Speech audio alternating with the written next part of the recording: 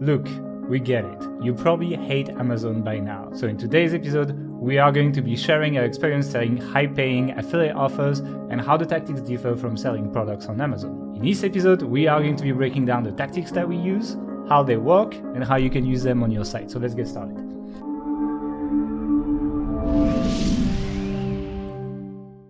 Hey everyone, welcome back to the Authority Hacker Podcast. I am together with my partner Mark. How's it going, Mark?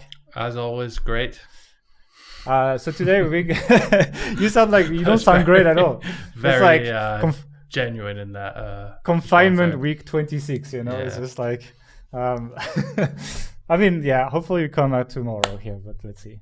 Okay, so we're gonna be talking about our real life experience selling high ticket offers. We have done that on several sites with many tactics, and we know that a lot of you guys now just used to make a bunch of money on Amazon.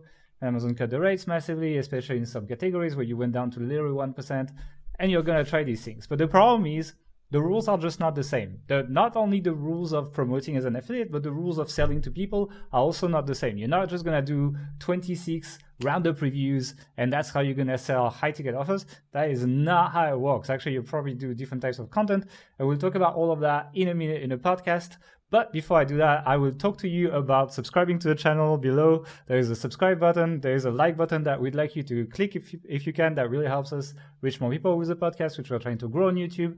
And if you want to listen to the podcast on audio platforms, we are on Spotify, on Apple Podcasts, on Google Podcasts, and on SoundCloud. So you can find us on pretty much anything that you want. All right, let's just jump into the podcast and let's talk about how this is quite different to sell these kind of products than it is to sell Amazon products, because I think the rules are quite different, and the product, the way you're gonna market them, etc., is going to be quite different.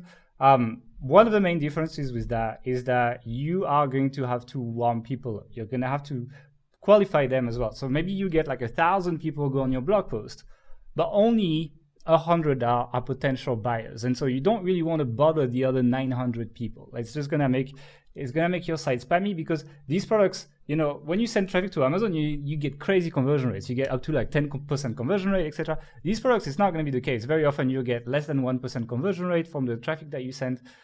So you want to like narrow that traffic down, and that's what usually like paid advertisers do when they do. The guys that are on like Stack That Money forums, etc., they just try to build this funnel that just funnels down people, and the best people, they will like hammer them with their best offer, but they can't just spam people, like spam a large number of people. That's not how it works, and you're not going to do well with your site. So it's going to be a massive funneling down, and you're going to start learning funnels when you start promoting these kind of offers, and you're going to have to think a lot more about intent, because a lot of marketers that I know today, especially those who did well with Amazon, didn't really do anything else. They just understood a few type of keywords. They understood the best roundup. They understood the maybe alternatives. They understood the VS, etc. But you're going to have to go a little bit past that for this stuff, because actually you're looking for people who might be spending, you know, $1,000 or $2,000 on expensive stuff, or people who would be willing to just.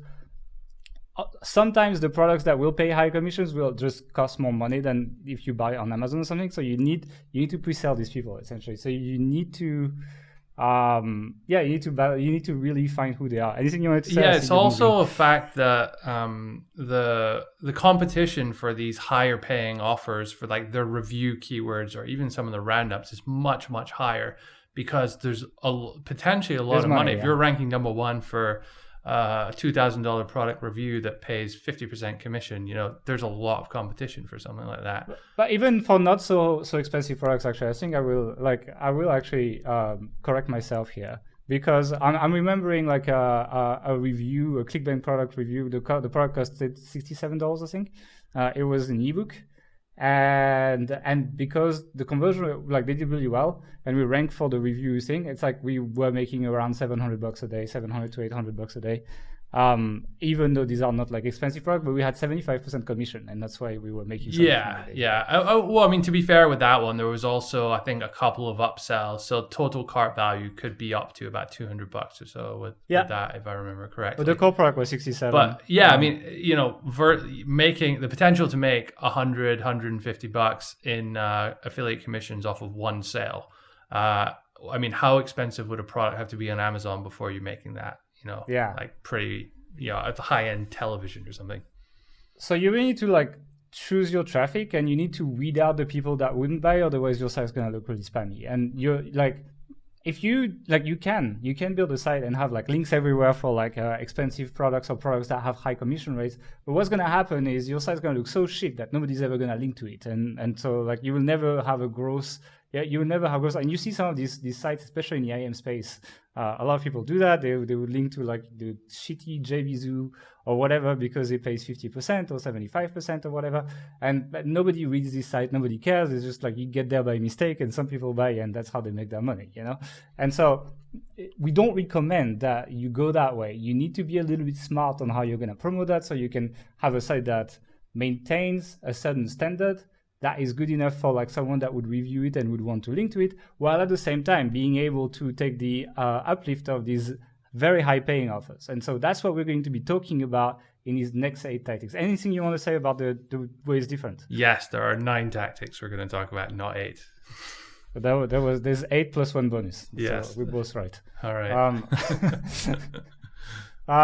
Do the first one. All right. So one of the other things I want to add to that is not just about, looking legit and kind of not looking spammy and that kind of stuff. There's also like when you have an authority site, you legitimately have people following you and listening to your recommendations. And it's all, some of the things we're going to talk about is about directing those people to offers which are good and high paying and are going to be in everyone's best interest. And one tactic with that, which you cannot do with Amazon, is simply just to email, to do a simple broadcast promoting a product. You can't... I want you to be careful on this, because people are going to take Mailshake and they're going to email people. I'm talking about here for your existing email list. So your people who have subscribed to your newsletter, who want to hear these things from you. Now, typically with Amazon, you cannot put an Amazon link in an email. It's against their terms of service. Part of the reason for that is because they can't track what you're saying about it or where it's coming from. But with non-Amazon affiliate programs, you can put a direct affiliate link in the email. In many of them, there are probably a few that you're not allowed to do that, but in the vast majority of them that we've worked with, you are allowed to do that.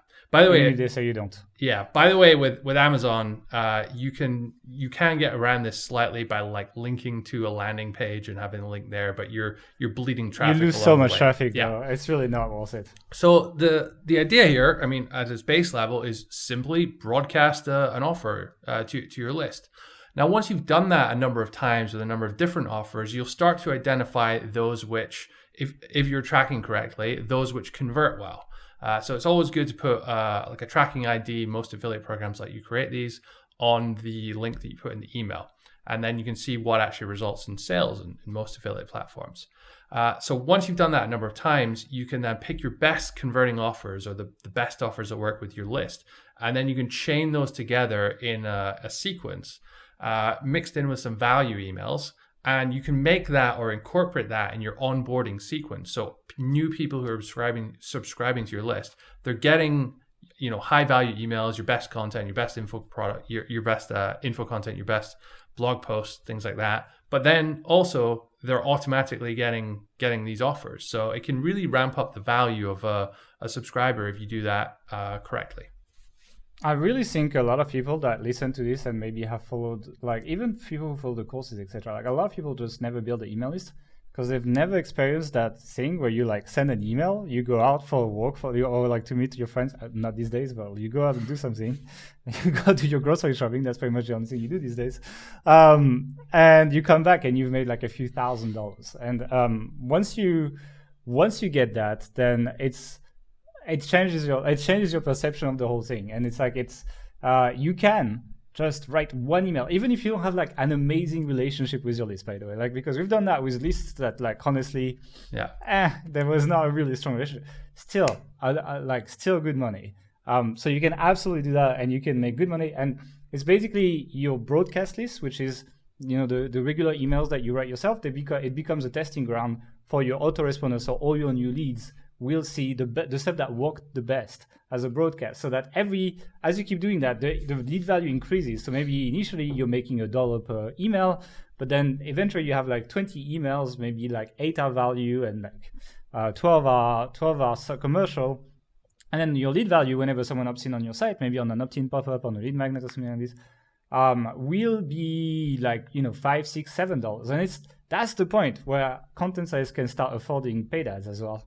And maybe sometimes just retargeting their readers, etc. I remember when we started Story Hacker, I was doing that and I was profitable because I had done that, for example. So that is something that, and we've done it on other sites as well. So that's something that, get into that if you haven't done this yet. And I'll go with the second point because it's kind of similar. Essentially, one thing I like to do as well is not put people necessarily directly into your main autoresponder, and that works especially well for broader sites. So if you have a site that has a broad topic, if let's say you have a site about dogs, but it's not as good as if there was something about I have a Yorkie at home, in the other room. It's not as good as relevant to me if there was something about Yorkies, right? So what I like on broader sites is to make a lead magnet that kind of subsegments people. So on the Yorkie article, there would be a Yorkie lead magnet. It's hey, 12 things you can teach your Yorkies in 6 hours. And after that, then I would make an email sequence that is specifically made for Yorkie owners. And I would sell maybe small dog toys. I would sell maybe the right type of food to them and food subscriptions. I would try to sell pet life insurance. These have very high paying affiliate programs. Accessories, maybe travel accessories, don't you wish you could take your dog on holidays? And it's super annoying to not be able to travel or have to give him to someone. That kind of stuff. It's very easy to create content around that and actually to sell stuff to an email list. So I would put people through that kind of targeted emails. Then I would put them through my autoresponder that is my general best offers for dogs, And I think that if you're able to identify that on your broadcast list level, identify what works best on the whole list level, and at the same time you're able to identify, well, I get 20,000 or 30,000 visits only regarding Yorkies on my dog site. Maybe I can make a lead magnet about this, and I can actually better monetize that traffic by making something that's more relevant to them. And your opt-in rate is going to go through the roof as well if you have a lead magnet that is relevant. On average for us, it's been 3 to 4 times higher opt-in rate when the lead magnets was more relevant. So that's basically the second tip. Do you want to take the third one? Yeah, so the third one is around building content around the offer rather than the other way around. If you've been doing a lot of Amazon associates, typically how that works is you will look at keywords, and that will be how you build your content around. So you'll say, okay, what are the keyword opportunities? And then after that, you'll look at, okay, what products can I fit in here? But we're kind of flipping that around. So we're saying, okay, we found a product that our audience likes or that converts well or that's good or one that you want to promote. And then you start looking for opportunities as to how you can promote that. So that could be building specific hubs around that, really, really going deep, hitting all the different keywords or variations of it. We had this supplements article once, which was best multivitamin for women under 40. And then we wrote another one about women 30, under 50, 20, 60. 50, yeah. 60. So that's an example of just really going the extra mile to kind of build volume around a specific product that you want to promote. And this doesn't just have to be money keywords. It can be info content as well, like how-to guides and all that kind of stuff as well. One big benefit of clustering your content this way and driving a lot of volume to one specific product or one specific provider is that you can often will get increases in commissions either by negotiating, or a lot of programs just when you hit a certain volume you get up to the next tier and you get higher commissions, much like Amazon used to be sort of 4 or 5 years ago, I think, before the first set of changes that we talked about in this podcast, 2016 or 17, I can't remember when it was. Yeah, I'll talk about the next one. I think the next one is a little bit counterintuitive, and that's going to be retargeting for your most targeted traffic. And that's something that you could never imagine for Amazon. I've seen several times the question, can I do paid traffic for my Amazon affiliate site? I'm like, no freaking way. You will never make a profit, even if you're the best marketer in the world. It just doesn't pay enough. It's not going to work. It's not the case for much higher paying offers. If you're making $30, $40, $50, $60, up to $200 per sell. Sometimes, there's some products that I know that give you $1,000 per sell, right? You can start doing paid traffic. However, paid traffic is often not as exciting as you might think it would be.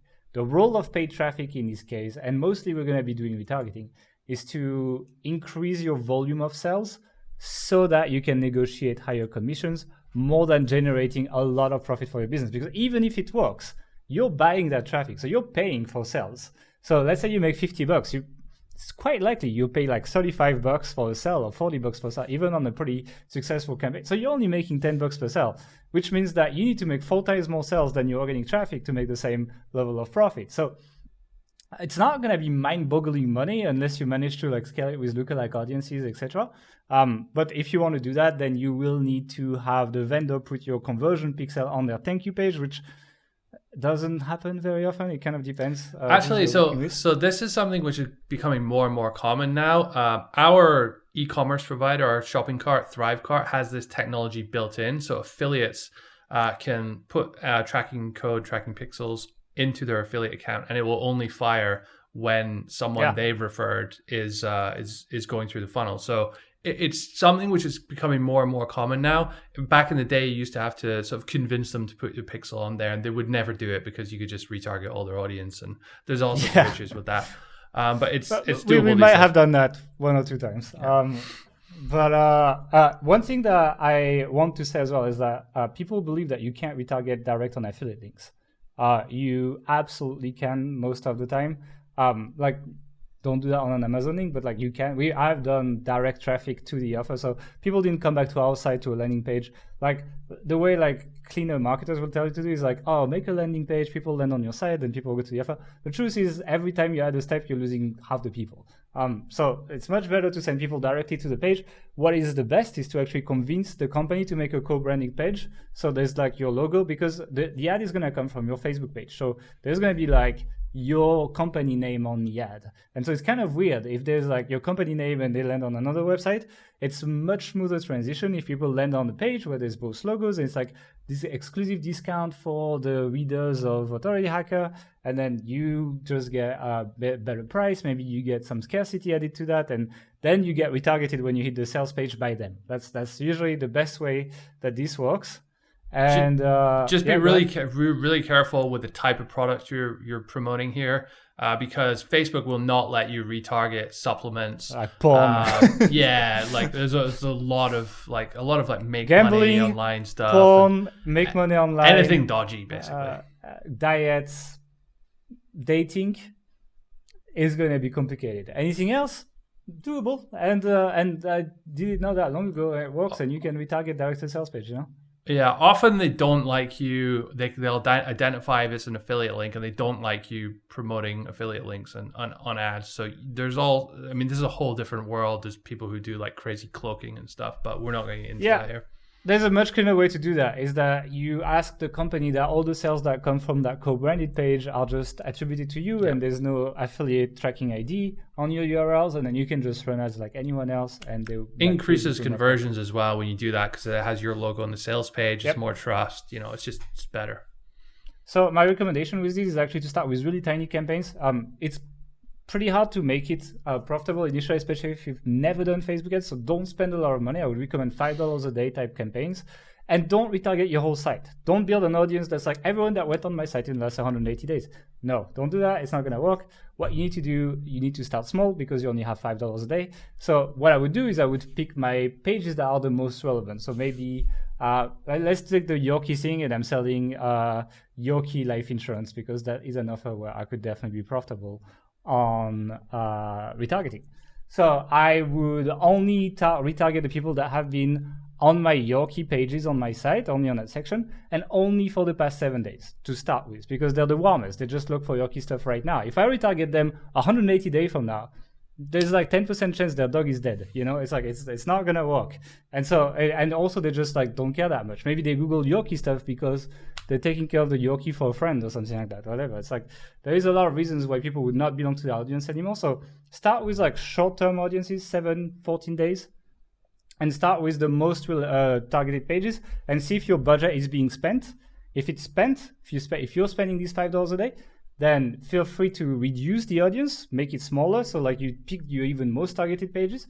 And if it's not spent, then you can expand a bit, basically. And that's how we do that, but you can definitely make this profitable. And if it's profitable, basically just double the budget every time that, like after, if you're profitable for 2 or 3 days in a row, double the budget.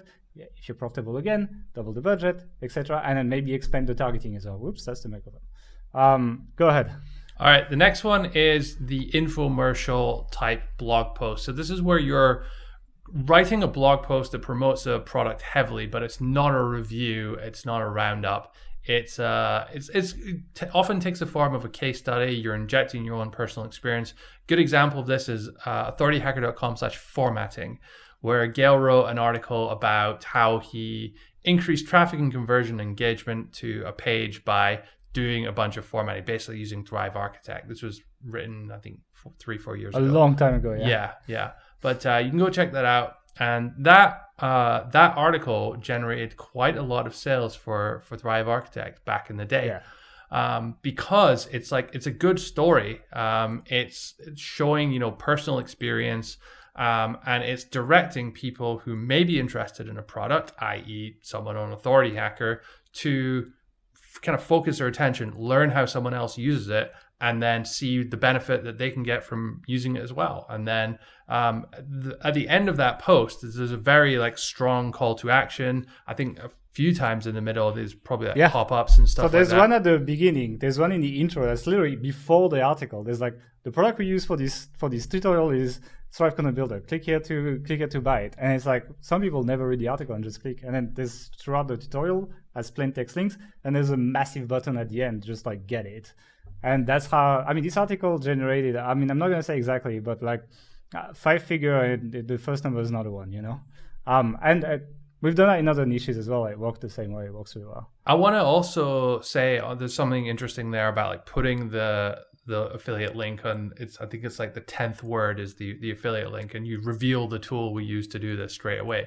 A lot of people, conventional wisdom is often let's warm up to it, build it up. Nah. But I think it's called the inverse something pyramid. I forget what it is. Where it's basically you give everything, you give the result straight away at the top, so that people that don't want to read your 2,000 word article, just want the solution, especially if there's a tool or a product that they can buy. They're not often going to go through everything. They're just going to click and potentially buy it. Those who do want to know the story and do want to go through the whole article can do so and get more information as to why it's a good thing. But it's something I see a lot of people doing. So I just want to reiterate that you should always put an affiliate link early on in an article like this. Yeah. Let's go to the next tip, which is going to be creating an offer wall on your thank you page. Now, you'll be I have no thank you page. And that's because you're not building a list. You should be building a list. If you're building an email list, then you send people to a thank you page after they opt in. And the thank you page is a very important page because essentially it is, we talked about filters at the beginning of the episode. Opting in is a really, really good filter. It's do people trust your website enough to put their email in? And if they are willing to put their email in, chances are some of these people are willing to throw money at whatever you're recommending or whatever as well. And that's why your thank you page is so important, because all these people land right here at the same place regardless of what they've read before. The problem, and usually that's where you make a pitch for a product if you have a product and if you're stage 3 site basically. But if you're not, then you can use something that is called an offer wall. An offer wall works basically this way. You're going to let people segment themselves into something that interests them by putting multiple things in front of them, usually in the form of maybe a post grid, you'll see multiple things that people, or images or something, and be hey, here's some really great stuff that you should check out. And it's just going to be again, you have this dog site, it's going to be how to make sure your dog stays safe when, if the worst happens. And then maybe there's going to be some toy stuff, the most fun you ever had with your dog, or something like that. You cannot format it like a blog post. And it works especially well with offers that kind of offer content to sell. So if there's a webinar, if there's a VSL, so video sales letter, if the sales page is kind of one of these lengthy ones with a lot of content type stuff, essentially it needs to transition people into buying. So you need that content in there. It can't just be buy when you click, because it won't work. And so we mix that together with these kind of infomercial posts on the offer wall. So the offer will be a mix of pages of our site that essentially are pre-selling other products and high-paying offers like insurance offers, or like the story stuff, etc. And we'll just let people pick what is most relevant and interesting to them. So if they care more about the dog toys, they'll click on that. If they care more about the insurance, they will click on that. If they care more about the food subscription, they'll click on something related to food. And they will self-segment themselves into something that they're more likely to buy, and then you send them to that path. And so creating an offer wall is actually, it's a powerful one if you are building an email list where you don't really have your monetization down yet. It's also a great way to test offers and see which ones work and which ones don't. Because if you shorten your links, you can see how many people click on each link. First of all, you can see the level of interest for each thing. And then you can see the conversion rate as well. And then you can just throw test offers there until you find something that actually works. So offer walls are really powerful, and I like them a lot, and nobody does them, and I don't get it. So go ahead, take the next one. I'm gonna get pissed off. Next one is on-site quizzes. So this is where you are doing some kind of a quiz. Sometimes you see it as like a pop-up. It could be like Dr. Axe had it for a long time. So it's like, what are you looking to achieve? Like lose weight, live longer, whatever else it was. My favorite example though is a website called 16personalities.com, which it's like a Myers-Briggs type site where you can, the product they're selling is a report on your Myers-Briggs types. So they have 16 different types, 16 different reports. Now, obviously you need to segment people into those personalities. So they have a quiz on their homepage. It's like their main call to action. And they ask you a bunch of stuff, and then they identify your personality, and then they say, here's some interesting stuff. Here's some more interesting stuff you can have if you want to buy this report. Now, the same tactic can apply to affiliate offers as well. You can segment people based on what they're looking for, what situation they're in, how much money they have, where they're at in life, what they're trying to achieve. And then you can direct them to offers. They can either be directly send them to an offer, or it could be a landing page with like, here's some things you might be interested in, mixed in with some value stuff as well, some links to some of your blog content. You can even start like tagging people and offering them different lead magnets through this. And then sign them up to your email list and like segment them differently accordingly. But the fact is, people love a quiz. Which type of personality are you? What are you looking to do? What are you looking to achieve? Anything they can just do a few clicks and find out a little bit more about themselves. Honestly, like the logic behind a lot of these quizzes is not super advanced. I know my friend Josh, who runs Expert Photography, they've recently designed a quiz to see like what type of photographer are you, and they spent a long time like really identifying the different types of shots people take and like environments they work in and how they think and how they look at scenes and all this kind of stuff.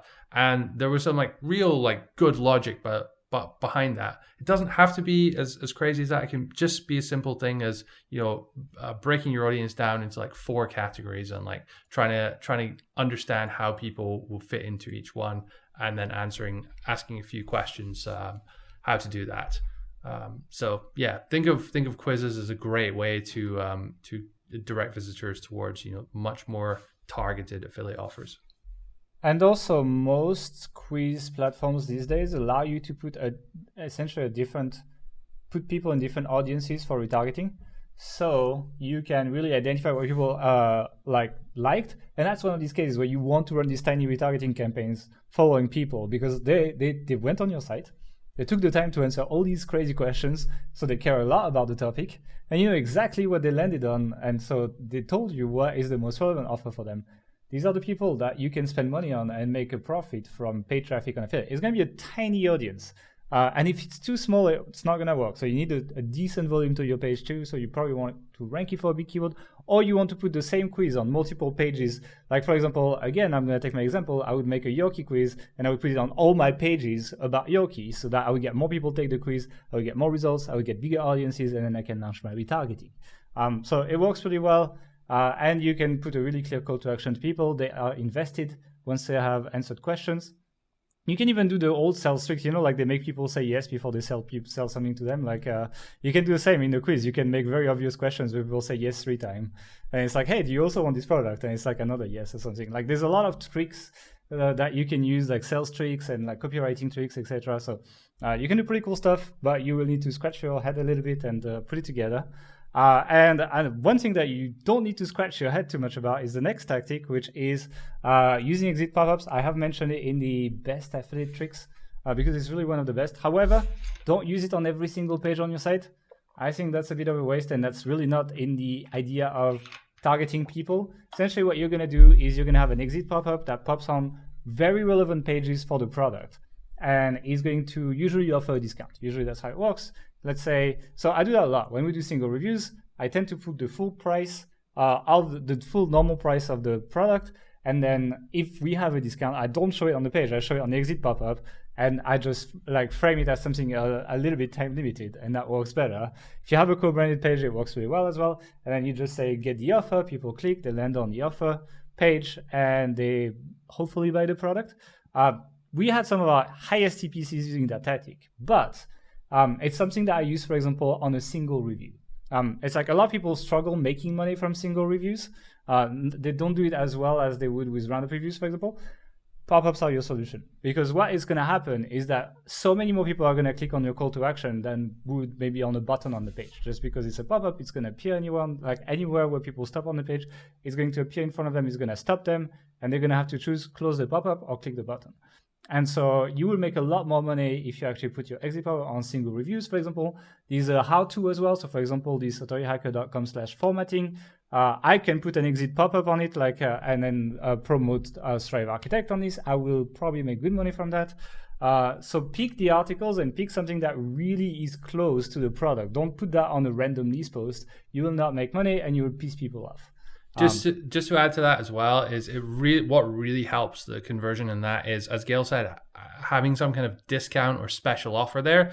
A lot of companies that they don't want to give you a discount. Some will as part of their affiliate offer, their offer to you as an affiliate, that you can give the audience a special discount. A lot of companies though they'll give something extra. There'll be like a bonus that they'll include. It could be like more of the product or some extra add-on that you can be perceived as giving for free, even though it's kind of like them packaging on.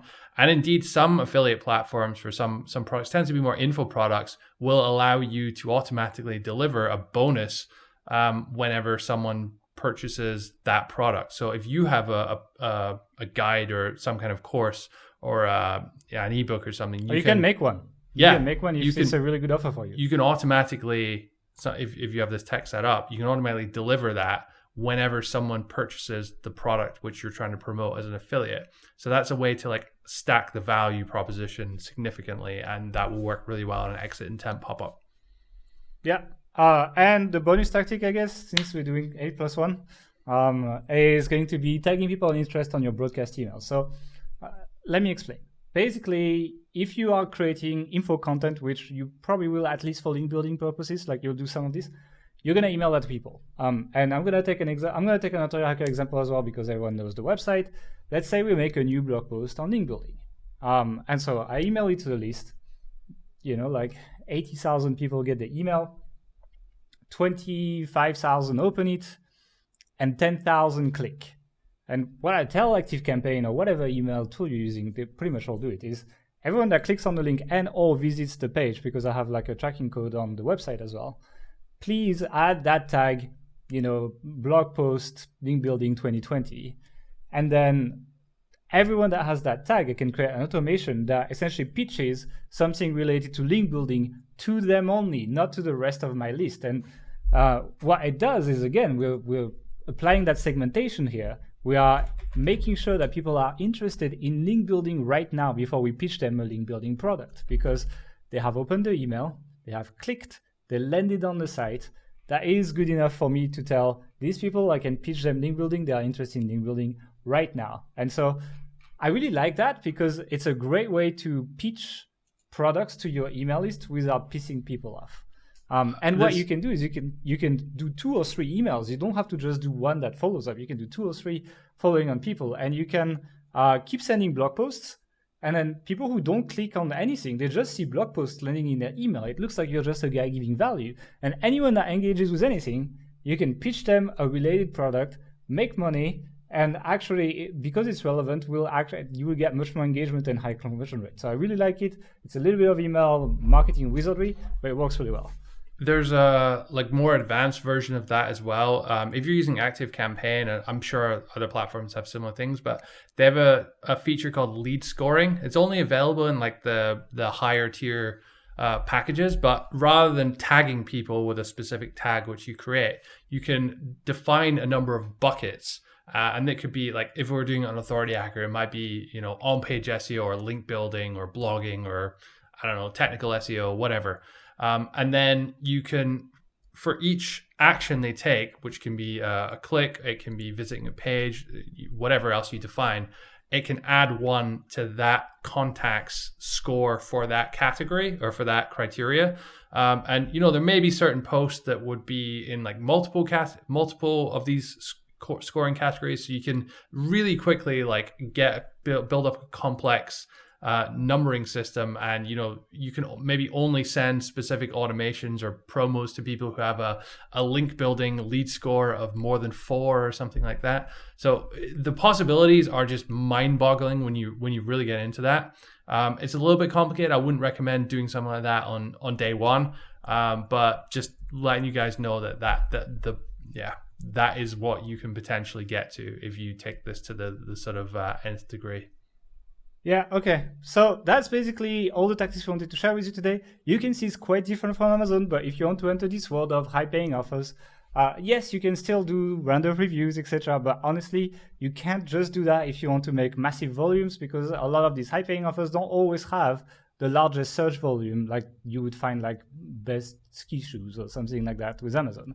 And so as a result, if you want to sell large volumes, you will have to go around, do the email stuff, build the like pre-selling content, all of that. And then you need that volume if you want to negotiate higher commissions and really get the big paycheck on these offers. So it's quite important that if you're getting into that world, you start getting on board with all these concepts here.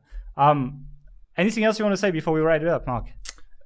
No, actually, yes. Just remember that with higher ticket products, especially like those that are relatively unknown, that people aren't actively searching for, you are kind of finding people much earlier in the purchase journey. With Amazon, you tend to be touching them, just like when they're already aware of the product and they already more or less know what the options are, and maybe they're looking to make that purchase decision soon. With a lot of the higher ticket offers, you're much earlier in the process. So it's not so much like the hard sell straight away. It's like agitating the problem. So like, well, what happens if you don't have this product? Like, what are the consequences? What benefits can this product bring you? And like making people kind of aware that they exist before kind of going in with the offer specifically. So just kind of like change your thinking and like take a step back and look at the whole sales cycle here. The goal is not to send as much traffic as possible through your affiliate link anymore. You first want to qualify people, and you need to change. And it's crazy. You'll be like, oh no, but I'm getting less traffic if I'm filtering people, etc. It will work better, and that's how really veteran paid traffic marketers are doing it most of the time. We're going to wrap it up here. Thank you guys for listening. If you're on YouTube, we do have a little like button below this video. It would help us if you were clicking it. You can also subscribe and click on the bell notification to not miss any of the episodes. And you do want that bell on all, because we actually premiere every episode every Monday. And we are on the chat. Mark and I, we're just on the chat. And if you want to come and hang out, you can ask us questions and so on. And we're here to answer them. You don't have to do anything, just come and hang out. It's kind of fun. There's our regulars that keep coming, and there's a cool group if you want to meet a bunch of online marketers. I hope you enjoyed this podcast. We'll see you next week, and have a good week. Bye.